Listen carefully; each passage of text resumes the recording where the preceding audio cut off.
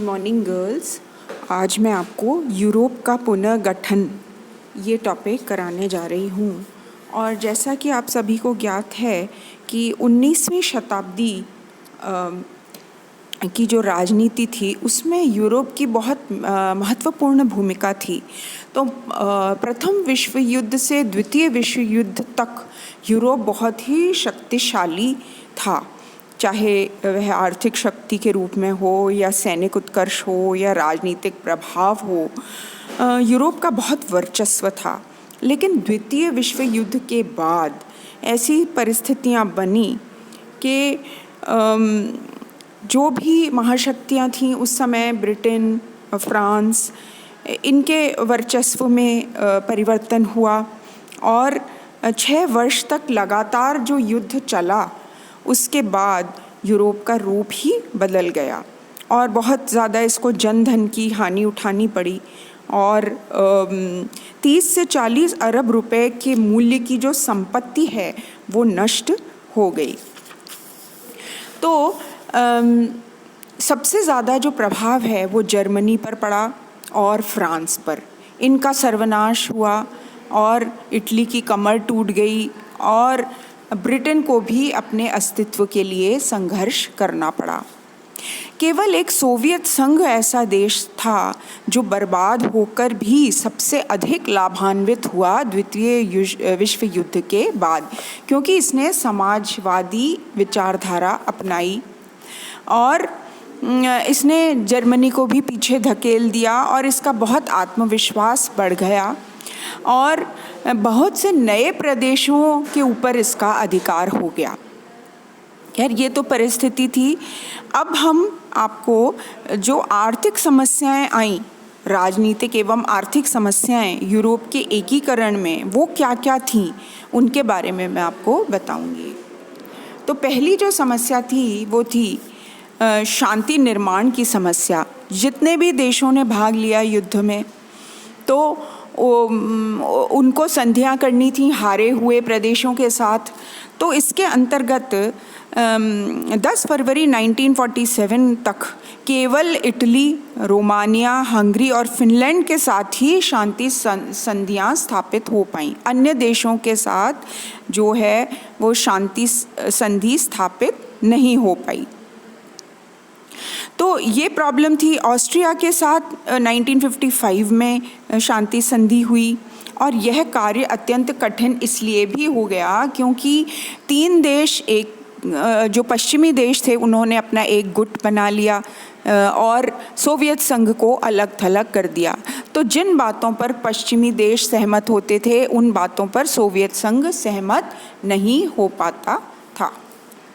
दूसरा जो कारण है, सबसे प्रमुख, जर्मनी की जो समस्या थी, यानी जर्मनी के साथ संधि, उस पर जो शांति वार्ताएं हुई वो शुरू में फेल होती गईं और फिर इन लोगों ने यह निश्चय किया, सभी 4 जो जीती हुई ताकतें हैं उन्होंने यह निश्चय किया कि बर्लिन को 4 भागों में बांट दिया जाए और उस पर मिला जुला शासन हो।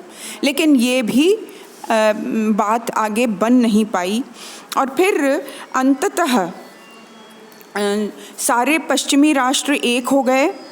तो पश्चिमी जो 3 क्षेत्र थे वो 31 मई 1948 को वो उस पर अमेरिका, ब्रिटेन और फ्रांस ने एक केंद्रीय सरकार बनाने का निश्चय किया और जो सोवियत संघ था उसको इन्होंने एक जो पूर्वी क्षेत्र था वो दे दिया 7 अक्टूबर 1949 को। तो जो पश्चिमी जर्मनी का जो संघ था वो तो फेडरल रिपब्लिक ऑफ जर्मनी बन गया और सोवियत संघ ने बना लिया जर्मन डेमोक्रेटिक गणराज्य। तो इस तरीके से ये जर्मनी की जो समस्या है ये हल बहुत बाद में जाकर के हुई। ऑस्ट्रिया के साथ जो संधि थी वो 1955 में शांति संधि जो थी वो की गई और इसके अनुसार ऑस्ट्रिया ने यह स्वीकार कर लिया कि वह जर्मनी के साथ राजनीतिक या आर्थिक संघ का निर्माण नहीं करेगा। फिर एक और संकट था, बर्लिन का संकट। वह क्या था? 1945 की जो पोट्सडैम ट्रीटी थी उसके अनुसार बर्लिन नगर जो है वो सोवियत संघ, फ्रांस, ब्रिटेन और अमेरिका के नियंत्रण में बांट दिया गया। जर्मनी में आर्थिक सुधार के लिए पश्चिमी राष्ट्रों ने मुद्रा संशोधन का एक प्रस्ताव रखा, जिससे सोवियत संघ ने मानने से इनकार कर दिया। तो पश्चिमी राष्ट्रों ने क्षुब्ध होकर के 24 जून 1948 को बर्लिन की नाकेबंदी सोवियत संघ ने नाकेबंदी कर दी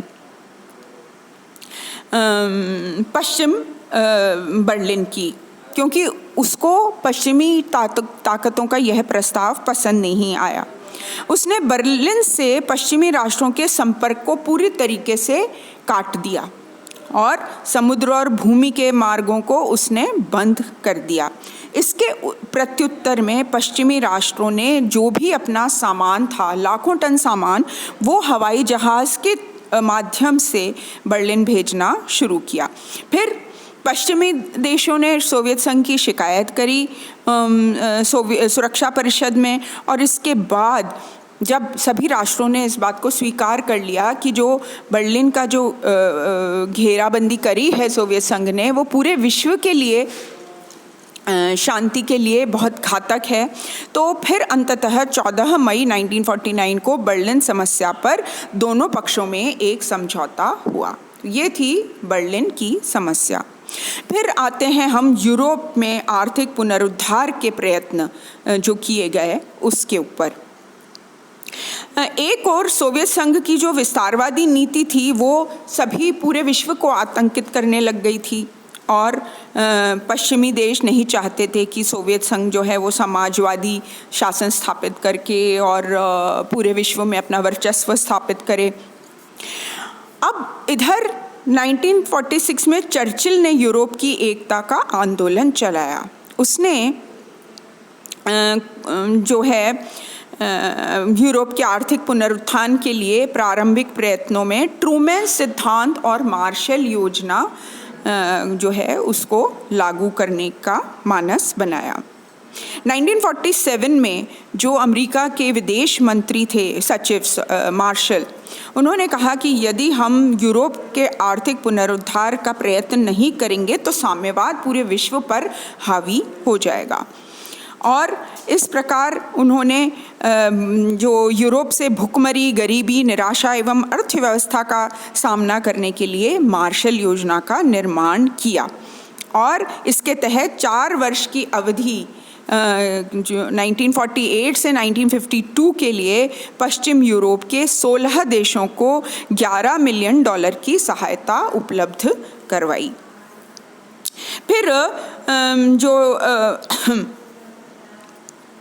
और कुछ प्रमुख संधियां हुई यूरोप इन देशों को हेल्प करने के लिए, जिसमें प्रमुख थी बेनिलक्स संधि जो 1944 में हुई, यूरोपियन आर्थिक सहयोग संगठन 1948 में स्थापित किया गया, आर्थिक सहयोग और विकास संगठन 1961 में, और यूरोपियन अदायगी संघ 1950 में।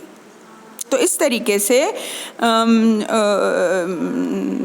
यूरोपियन वित्त व्यवस्था का निर्माण करने के लिए इन योजनाओं की शुरुआत की गई।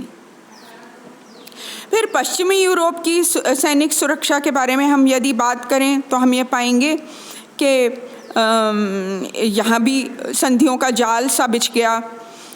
जैसे डनकर्क संधि 1947 में हुई, ब्रसेल्स संधि 1954 में, और नाटो जो है सैनिक संगठन, इसको स्थापित किया गया अमेरिका के नेतृत्व में। फिर यूरोपियन प्रतिरक्षा समुदाय बना 1952 में।